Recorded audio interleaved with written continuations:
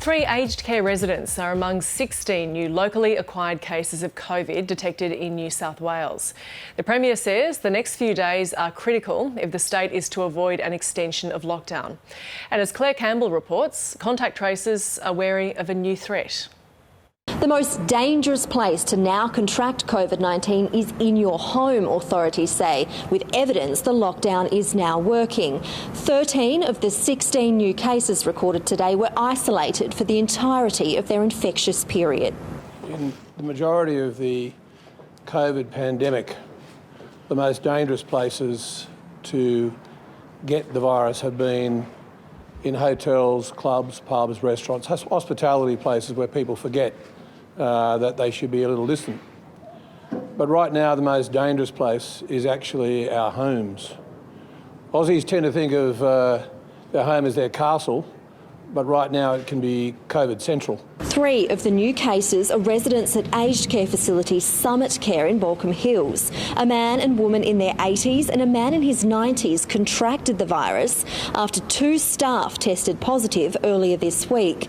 The infected residents are fully vaccinated, as are 96% of the other residents at the facility, but several staff are not. 2 of them have been transported to hospital. The 3rd resident, who shares a room with his wife, his family opted not to send him last night because they didn't want to separate them, and his wife had tested negative, but that will be reassessed today.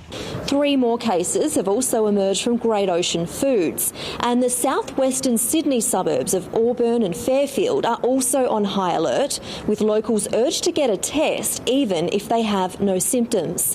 Compliance continues to be an issue across Greater Sydney. 86 infringement notices were issued yesterday, many to businesses in southwestern Sydney, that area of great concern, for blatantly flouting the rules.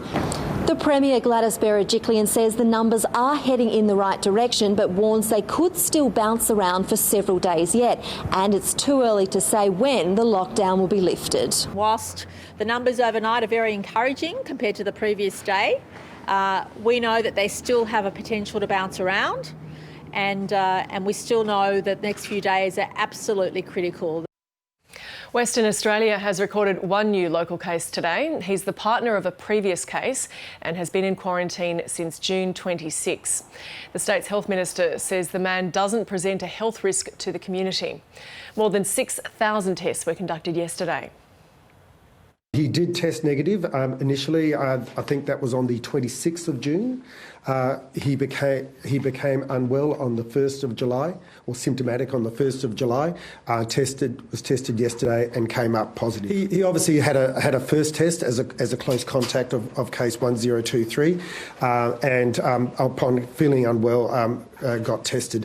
It's also interesting to note that we are now doing day 5 tests for all the close contacts, so we'll see those results start to flow through over the next couple of days as well. A total of 398 close contacts have tested negative.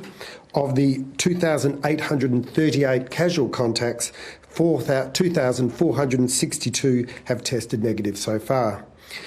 So thank you to everyone who have done the right thing to make sure that they got themselves tested. Please continue to check the venues using the check into venues using the Safe WA app. It's just so important to make sure that we have that information readily available to our contact tracing teams to ensure that we can get on top of any outbreak wherever it occurs.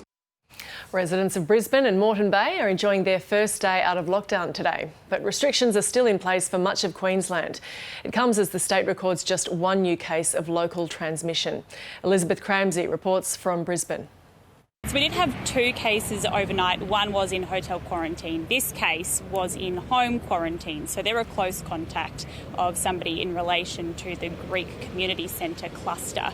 So the Premier this morning did seem quietly confident that we might be on top of things. Let's see what she had to say a little earlier. It appears that everything is under control at this point in time. So we are very, very relieved about that.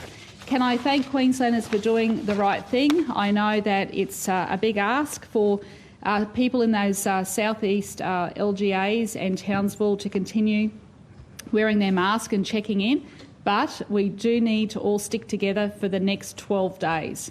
And, you know, we've still got a long way to go, but we're very happy and very comfortable where we are at the moment. And the stay-at-home order has been lifted today. How are people feeling?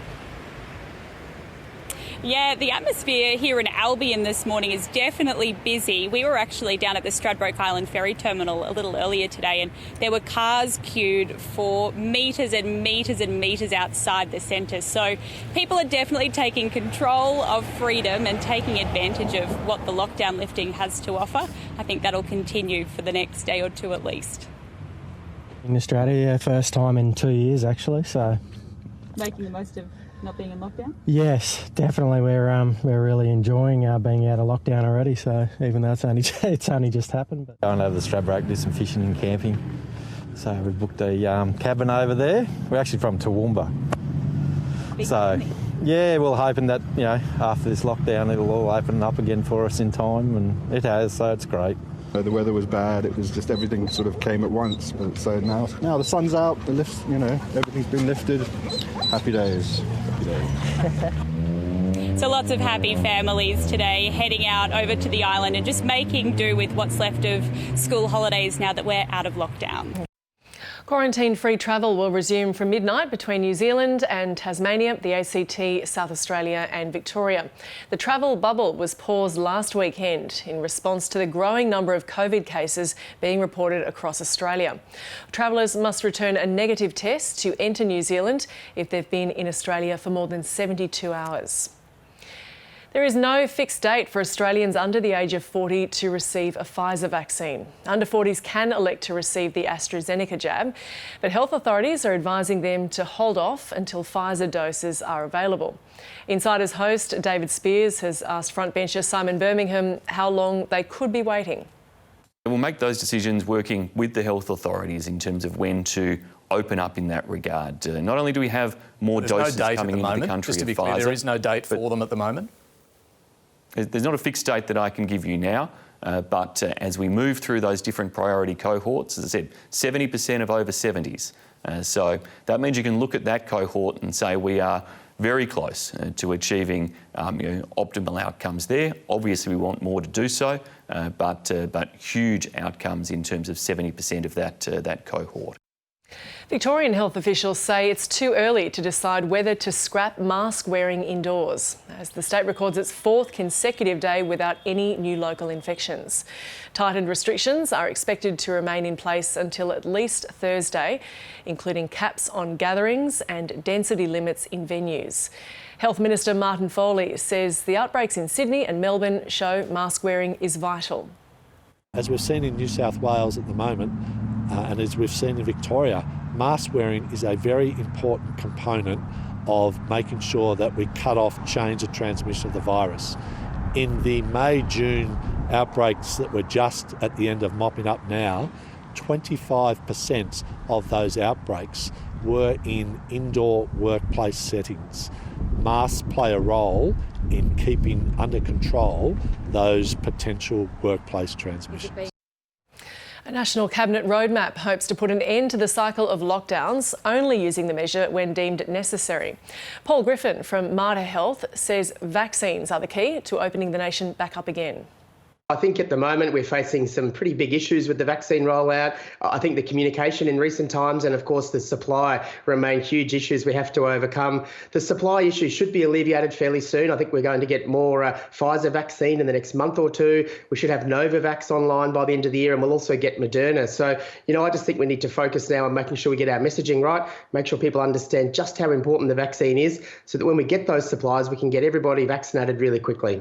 I think we absolutely should look at vaccinating children. I think in terms of doing it in a prioritised way, children are down that list a little bit because we know they're a little less likely to get it and much less likely to get really unwell from this. But we're seeing, particularly with this more infectious Delta variant, that children certainly can get it. So yes, I think the rollout should try and include everybody, including children. I think the key mitigation that will have to continue in parallel will be having really high rates of testing, so that if we do have some cases in the community, we ask those people to remain isolated till they're not infected, infectious. I think masks for places where we can't socially distance, like airline travel and public transport, might be something that we do continue. And simple things like hand hygiene and social distancing should be something that I think we just get used to doing forever from now on. It's challenging. I don't think there's a simple number, because it really depends on many other variables, and also depends on what sort of level of additional mitigation strategies we continue in parallel. I mean, I think personally we should aim really high here. We should have an aspirational goal of maybe 80% in terms of the population vaccinated, because if we can do that,